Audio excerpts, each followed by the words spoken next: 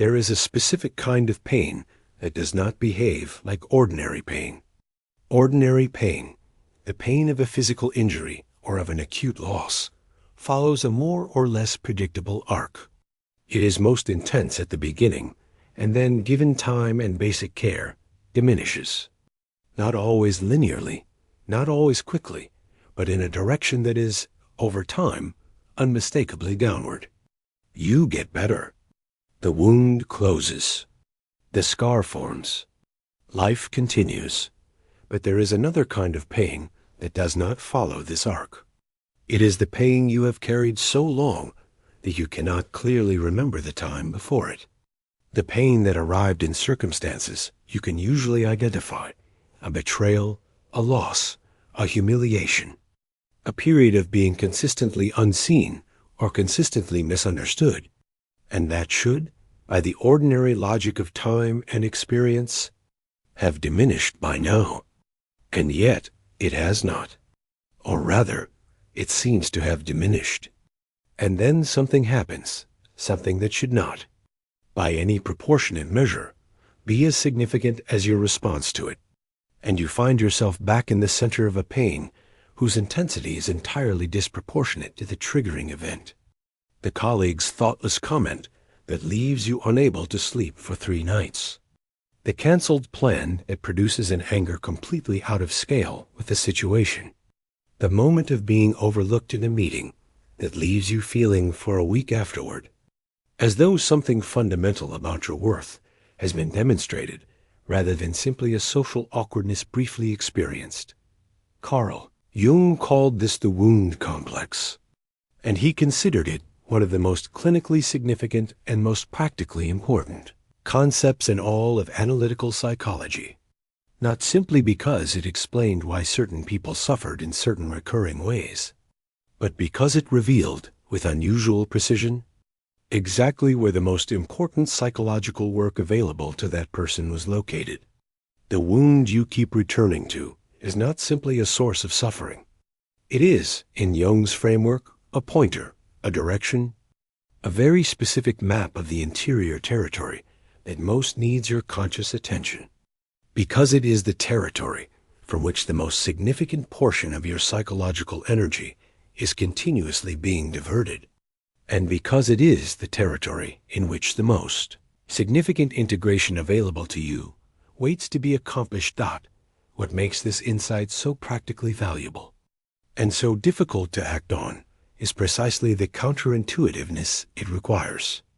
The most natural response to a source of recurring pain is the attempt to manage it, to protect oneself from its triggering conditions, to build sufficient distance from the people and circumstances that activate it. This is understandable, often necessary in the short term, and sometimes genuinely wise. But it is also, when it becomes the primary strategy, precisely the response that ensures the wound keeps returning, because the complex does not lose its charge through being avoided. It loses its charge through being genuinely met. The wound that is consistently protected from does not gradually become less sensitive through the protection. It becomes more sensitive because the protection prevents the specific encounters with genuine present moment experience that would allow the original, incompletely processed material to finally be integrated. This video is going to follow that insight all the way through. We will examine Jung's understanding of the complex, specifically the wound complex, what it is made of, how it forms, and why it operates with such remarkable consistency across decades and across contexts that seem, on the surface, entirely different from the original wounding situation. We will bring in the work of Donald Kalst, whose research on what he called the trauma veil and the inner protector is among the most clinically precise extensions of Jung's wound complex theory available. We will look at the neuroscience of traumatic memory and why certain wounds generate the specific pattern of apparently healed, then suddenly fully reactivated pain that characterizes the complex in daily life. We will examine the philosophical tradition, specifically Nietzsche's concept of eternal recurrence applied to the psychological domain, and what it means that certain wounds seem to repeat themselves across entirely different life circumstances as though guided by an invisible script. We will look at the mythological tradition's treatment of the wound that does not heal. From the Fisher King's wound that wastes the entire kingdom to the myth of Chiron, the wounded healer who cannot heal his own wound, to the Norse figure of Odin who sacrifices his eye to gain wisdom from the very depths of his wound.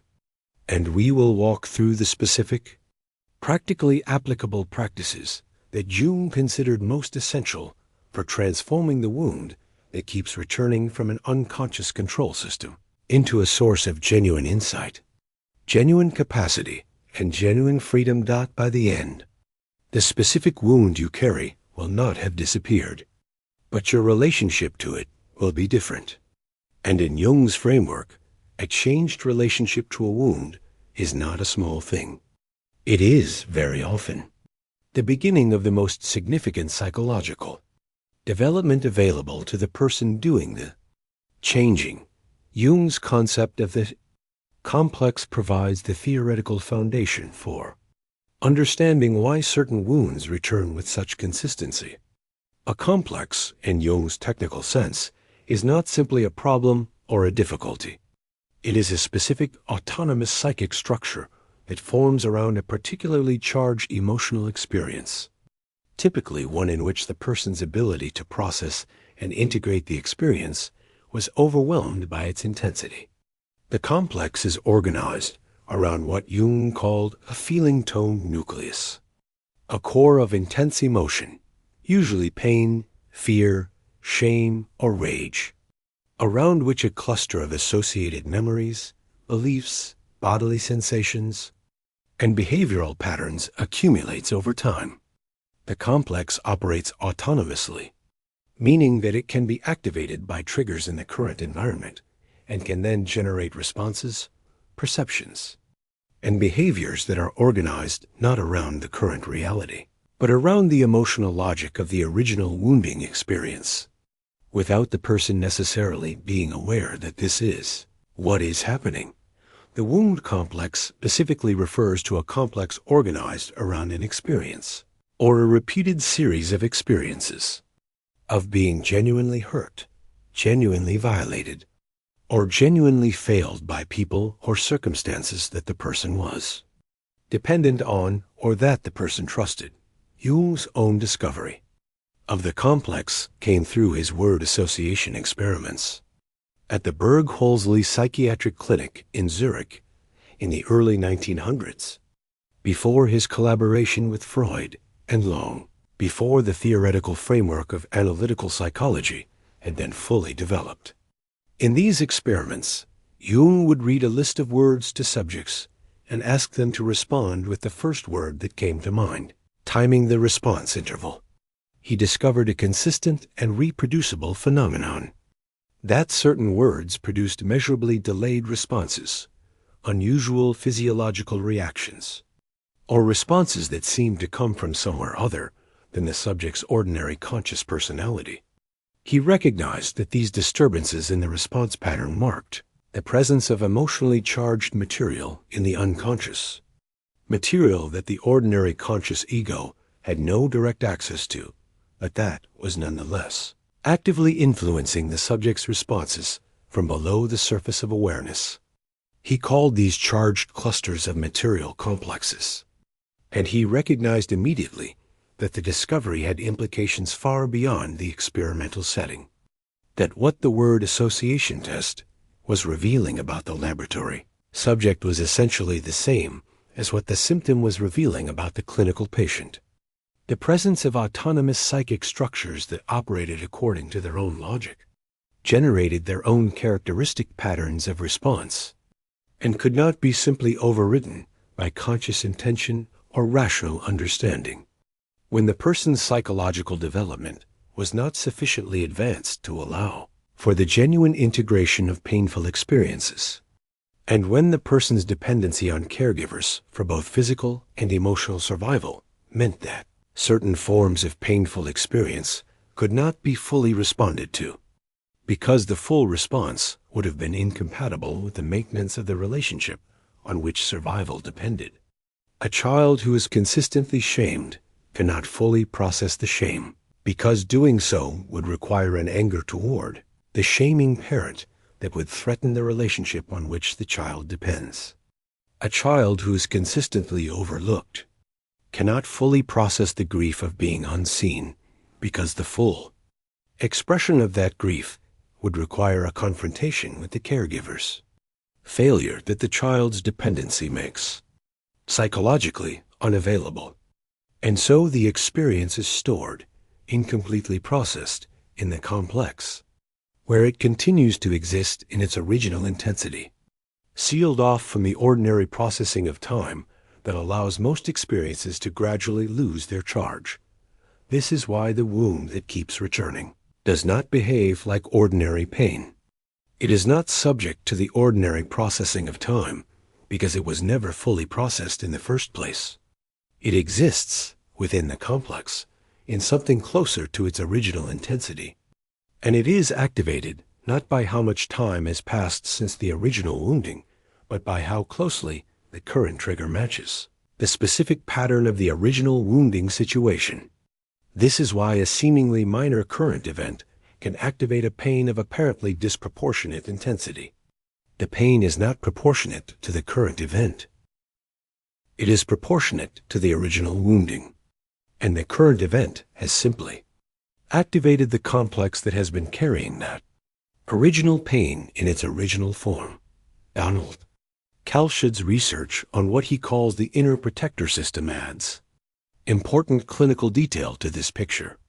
Kalsched observed that when a person's psychological development is disrupted by overwhelming early experience, the psyche activates a specific protective mechanism designed to prevent the overwhelming experience from recurring.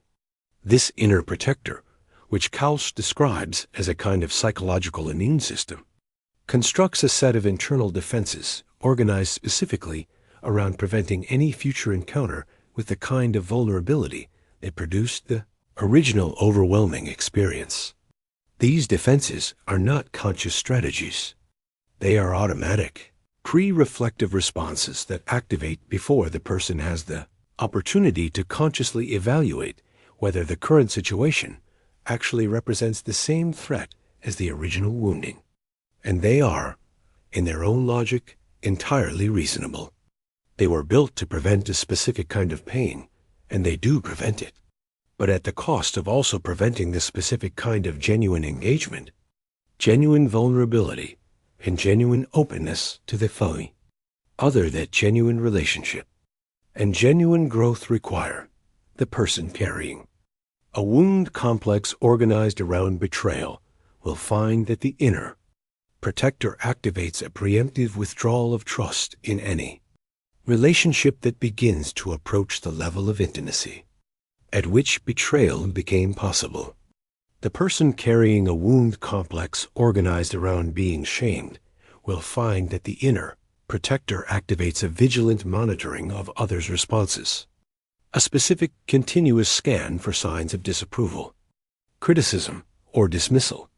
The person carrying a wound complex organized around being consistently overlooked will find that the inner protector activates a driven need for visibility and recognition that is never quite satisfied by any amount of external acknowledgement, because the acknowledgement that is actually needed is not external at all, but internal.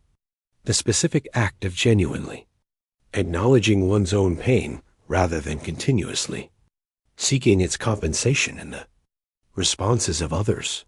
Kalsch makes an observation that is particularly important for understanding why the wound complex is so resistant to ordinary therapeutic approaches. He notes that the inner protector is not simply a defensive structure that prevents painful experience. It is, at a deeper level, a structure that has been built to protect the person's deepest, most essential self from being destroyed by overwhelming experience. In its own logic, it is not the problem. It is the solution to a problem that felt, at the time of its formation, existentially threatening. The difficulty is that the solution built in response to a genuine threat at a specific developmental moment, does not update itself automatically as the person grows and as the original threatening situation becomes less determining. The inner protector continues to operate as though the original threat level were still current, preventing not only the specific kind of experience that was genuinely threatening in the original wounding context, but also the kinds of experience, genuine vulnerability, genuine openness, genuine trust, that healing requires and that the adult person's current circumstances could actually support. The neuroscience of traumatic memory explains, from a biological direction, why the wound complex operates with such persistence and such apparent immunity to the ordinary processing of time. Research on trauma and memory has established that highly charged emotional experiences, particularly those occurring in conditions of high arousal and high dependency, are encoded differently in the brain than ordinary experiences, rather than being integrated into the ordinary autobiographical memory system, where they would be contextualized, connected to other memories, and gradually processed over time. They are stored in a more raw, unprocessed form in a different memory system, one that retains the original sensory and emotional intensity of the experience without the temporal and contextual markers that would allow it to be clearly experienced as something that happened in the past. This is why activating a wound complex can feel, in the moment of activation, less like remembering something painful that happened long ago and more like being, right now, in the middle of that painful experience again. The body's stress response activates as though the original threat were currently present. The emotions surge at their original intensity. The perceptions of the current situation are filtered through the lens of the original wounding, making things that are actually different appear, in the moment of activation, to be the same. This neurological picture is directly relevant to one of the most frustrating features of the wound complex in daily life: the experience of doing significant psychological work, gaining real insight, feeling genuine progress, and then being apparently thrown back to square one by a triggering event. The research of Bessel van der Kolk, whose work on what he called the body keeps the score, has become one of the most widely recognized frameworks for understanding trauma and its persistence, confirms this picture with particular clinical precision. Van der Kolk's central observation, developed across decades of clinical work with trauma survivors, is that traumatic experience is stored in the body in ways that are not subject to the ordinary narrative reprocessing that allows most experiences to be gradually integrated and their emotional charge reduced over time. The body continues to register the original threatening experience as current and immediate rather than as something that occurred in the past and is now over, which means that the ordinary passage of time and the ordinary acquisition of insight do not, on their own, change the body's response to triggers that match the original wounding. What changes the body's response, in Van der Kolk's framework and in Jung's, is not understanding but encounter, the specific, embodied, genuinely felt experience of meeting the wound material from a place of genuine presence rather than managing or avoiding it. It is because insight and progress, at the level of conscious cognitive understanding, do not automatically integrate into the older, more deeply encoded memory systems where the complex lives. The complex can be genuinely transformed, and that transformation is the most important psychological work available. But the transformation requires a different kind of work than cognitive insight alone, work that reaches the level of the body, of the procedural and implicit memory systems, of the genuine felt sense, rather than simply the understood sense of a different relationship to the wound. Nietzsche's concept of eternal recurrence, which he intended as a philosophical and cosmological idea, applies with startling precision to the psychological experience of the wound complex. Nietzsche asked the question of what it would mean if every moment of your life were to recur infinitely.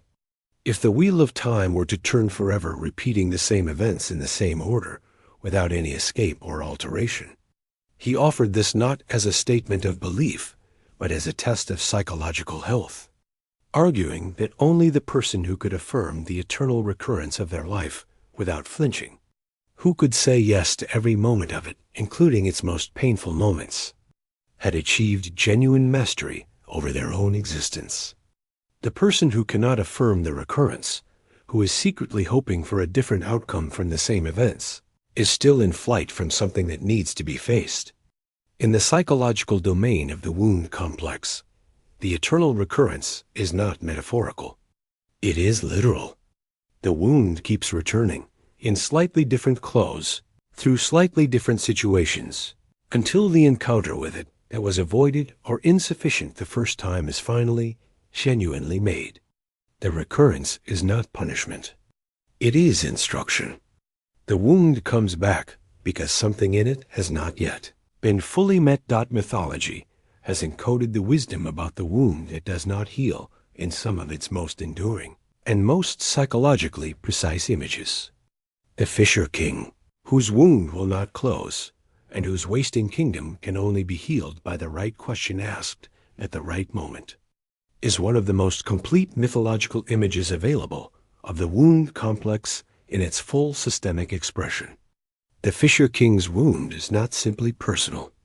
It wastes the entire kingdom around him, because an unhealed wound in the central figure of a system, whether a family, an organization, or a culture, produces exactly the kind of pervasive stagnation and inability to generate genuine renewal that the wasteland imagery encodes.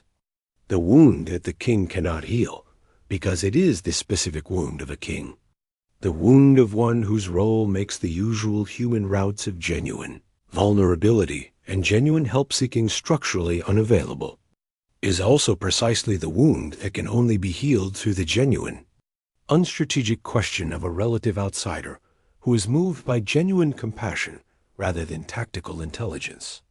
Parsifal's question, "What ails thee?" is powerful not because of its content, which is simple to the point of seeming naive, but because of the quality of presence from which it is offered.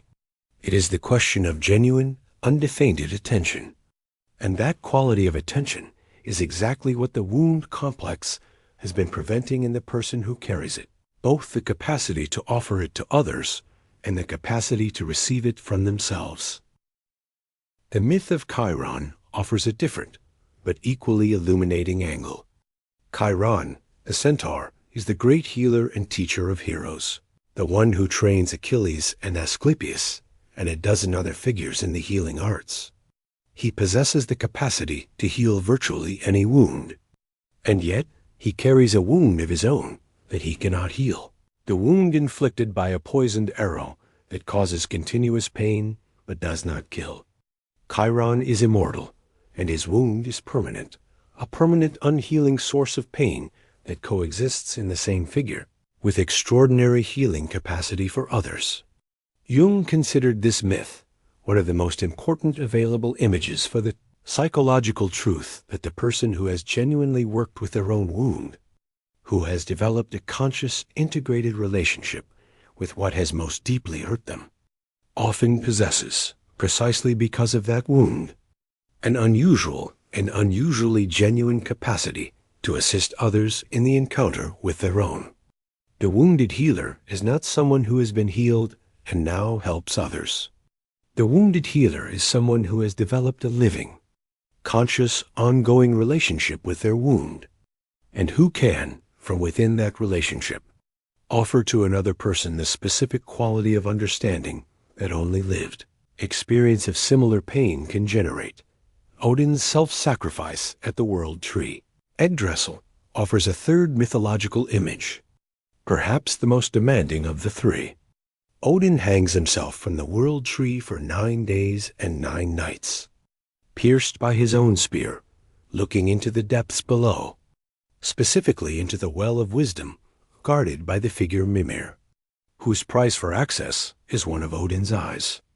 Odin pays the price and gains from the depths of his wound the runes, the symbolic language through which the deepest understanding of existence becomes communicable. This is a myth about the specific form of knowledge that is only available through genuine descent into one's own wound. The knowledge that cannot be arrived at through comfort, or through avoidance, or through the management of pain, but only through the willingness to remain in the wound long enough, to go deeply enough into what it contains, that it begins to yield not simply suffering, but genuine wisdom. Jung read this myth as a precise description of what the individuation process requires at its most demanding: the willingness to follow the wound all the way down to what it is actually made of, and to discover that what it is made of, at the very deepest level, is not simply pain, but the specific knowledge that only that particular pain, genuinely entered, can generate. A concrete case study brings this mythological territory into immediately recognizable practical terms. Consider a person who has carried, since childhood, a wound organized around the experience of consistent emotional unavailability in their primary caregiver. Not traumatic abuse, not abandonment in the physical sense, but the specific and persistent experience of reaching toward a parent for genuine emotional connection and encountering, reliably, a kind of competent, functional care that was not accompanied by genuine emotional presence. The parent was there. The parent provided. The parent was, by many external measures, a good parent. But something essential was missing in the specific quality of being met, of being genuinely seen and genuinely responded to in the emotional register. This is the wound. And it is a wound that produces, over time and through 100 different situations, a recurring pattern whose specific expressions vary enormously, but whose underlying structure is entirely consistent. A driven, sometimes compulsive need for forms of recognition and genuine being seen that always feels slightly insufficient. Not because the recognition is not real, but because the wound that needs the recognition is not located in the domain where the recognition arrives. A specific sensitivity to any hint of emotional withdrawal in close relationships, which activates the complex with a speed and an intensity that regularly bewilders both the person experiencing it and the people around them. A recurring sense that genuine connection is always somehow just out of reach. That something essential in the quality of being genuinely known keeps not quite happening, even in relationships that appear, by external measures, to be close and caring. And crucially, a recurring pattern in which new relationships, new collaborations, new creative endeavors that begin with genuine promise seem, over and over again, to arrive at a specific point where the same quality of not quite there-ness reappears. This is the wound complex in its everyday, utterly undramatic but deeply consequential form. And the specific insight that Jung's framework offers, the insight that transforms this pattern from a sentence into a direction, is that the wound complex is pointing, with all the insistence of its recurring return, at exactly the interior work that would most fundamentally change this person's experience.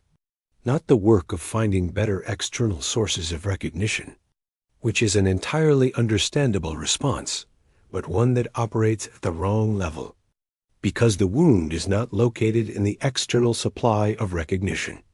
The work is the internal encounter with the specific, original quality of not being met that the complex is organized around, the willingness to grieve what was actually missed rather than to continue seeking its substitute, and the gradual development of the capacity to be genuinely present with one's own emotional experience in the specific way that the original caregiver could not be, which is the specific interior movement that the wound is, in all its recurring returns, consistently pointing toward dot. So what does this interior encounter actually consist of, and how is it engaged?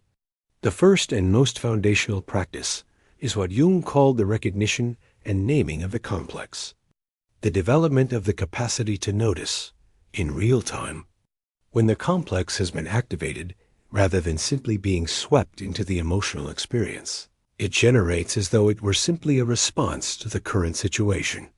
This requires a specific kind of self-observing attention, a part of the consciousness that can remain present even while the complex is running, that can notice the disproportionality between trigger and response, the specific quality of the emotional experience, its intensity, its urgency, its quality of complete certainty about what the situation means, and can recognize these as signatures of complex activation rather than as simple present moment reality.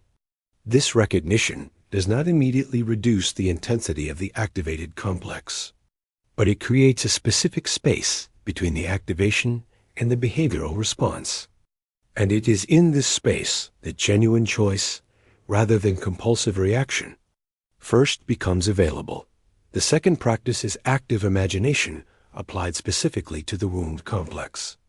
Rather than simply trying to analyze or understand the complex from the outside, active imagination involves deliberately entering into dialogue with the specific figures, images, and emotional landscapes that the complex contains. This means in a quiet, protected interior space, allowing the specific emotional quality of the complex to become present, not in the context of its triggering situation, but in the deliberate, boundaried context of inner exploration, and then asking it what it actually is, what it actually wants, what it has been trying to communicate through all its recurring returns. The encounter that this practice enables is not always comfortable.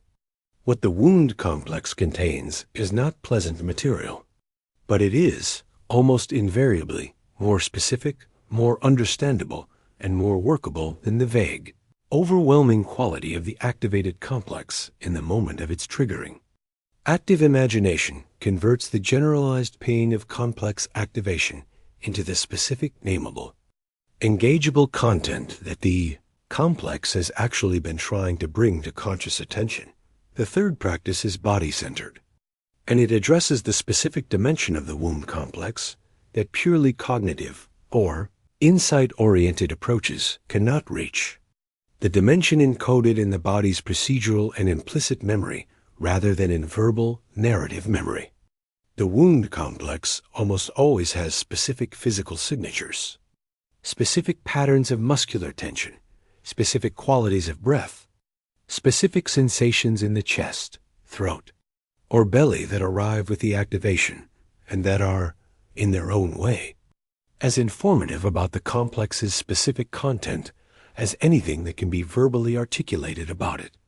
Developing a regular practice of noticing these physical signatures without immediately trying to resolve or escape them, of breathing into them and allowing them to be present with the same quality of non-judgmental attention that mindfulness practice brings to any sensory experience, begins to address the wound complex at the level where it is most deeply encoded and where cognitive understanding alone cannot reach.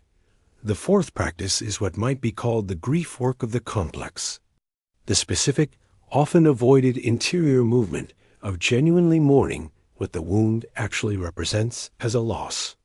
Wound complexes are almost always, at their core, organized around something that was genuinely lost or genuinely missing. Not always something dramatic, often something quite ordinary in the vocabulary of psychological needs. The specific quality of being seen, of being genuinely emotionally met, of being allowed to be fully oneself without the specific cost that the original environment made the full self impossible. The work of genuine grief for this loss is different from self-pity and different from the driven seeking of compensatory substitutes. It is the specific interior movement of genuinely acknowledging that something real was missing and that its missing mattered, of allowing the specific sadness of that missing to be felt, rather than converted into anger at others or into a driven need for whatever the complex is organized around seeking. Genuine grief for what was lost creates the specific interior spaciousness that the complex, in all its driven, repetitive searching, was preventing. The fifth practice is the development of the self-witnessing function. the cultivation of a genuine interior witness, who can be present with the wound's experience without being either swept into it or compulsively trying to fix or escape it. This is, in many respects, the most fundamentally therapeutic of all the practices, because it provides the specific quality of interior companionship that the original wounding most often represented the absence of. The inner witness does not heal the wound by explaining it or analyzing it or finding the silver lining in it. The inner witness heals the wound by being genuinely present with it in a way that the original environment was not, offering the specific quality of non-judgmental, fully attentive, genuinely caring presence to one's own interior experience that constitutes, in the deepest sense available, the specific thing that the wound complex has been organized. Around seeking from outside. There is a specific quality of change that becomes available through this work that is worth describing directly. It is not the elimination of the wound, which is not the goal and is not, in most cases, what actually happens. It is a change in the wound's relationship to the person carrying it. A shift from the wound being something that happens to the person, something that arrives unexpectedly and overwhelms and temporarily replaces their ordinary sense of themselves, to the wound being something that the person has a conscious, ongoing, genuinely accepting relationship with. The wound that has been genuinely met, genuinely grieved, genuinely witnessed from the inside, does not stop being a wound, but it stops being a source of unconscious compulsion. It stops generating the specific, driven, never quite satisfied seeking that the unmet wound produces. And what it offers instead, when the relationship to it has genuinely changed, is something considerably more valuable than the absence of pain. It is the specific quality of depth, of genuine understanding, and of the capacity to be genuinely present with others in their own pain, that the wound you have genuinely inhabited, rather than consistently fled from, can generate. This is what Chiron's myth encodes. This is what the Fisher King's story requires. This is what Odin gains from the depths of the well that his wound gave him access to. The wound you keep returning to is not simply the source of your most recurring suffering. It is, in Jung's framework, one of the most precise available indicators of where your most significant psychological development is waiting to occur. Not somewhere else. Not in some other life or some other set of circumstances.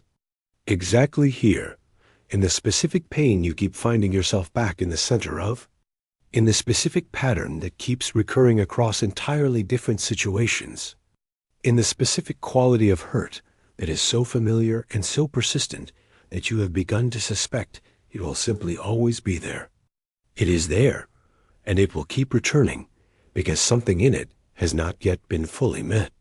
And the specific thing it needs to be met with, the thing that all its recurring returns have been asking for, is not more management, not more compensation, not more of whatever it has learned to seek as its substitute. It is simply your genuine, undivided, genuinely caring attention. The same attention you would offer to someone you loved who is in exactly this kind of pain, offered at last to yourself. The recurrence is not your failure. It is not evidence that something is fundamentally broken in you, or that you are uniquely unable to heal. It is evidence that the wound is still asking to be met, and the specific capacity to meet it, the capacity that this video has been building toward from its first sentence, is already present in you. It is the same capacity that allowed you to recognize your own wound in the opening paragraphs of this video. The same capacity that generated this specific quality of recognition that is reading these words right now. That recognition is not simply intellectual. It is the first movement of genuine attention toward the thing that has been asking for it. And that movement, however small, is where the healing that has been evading you finally begins.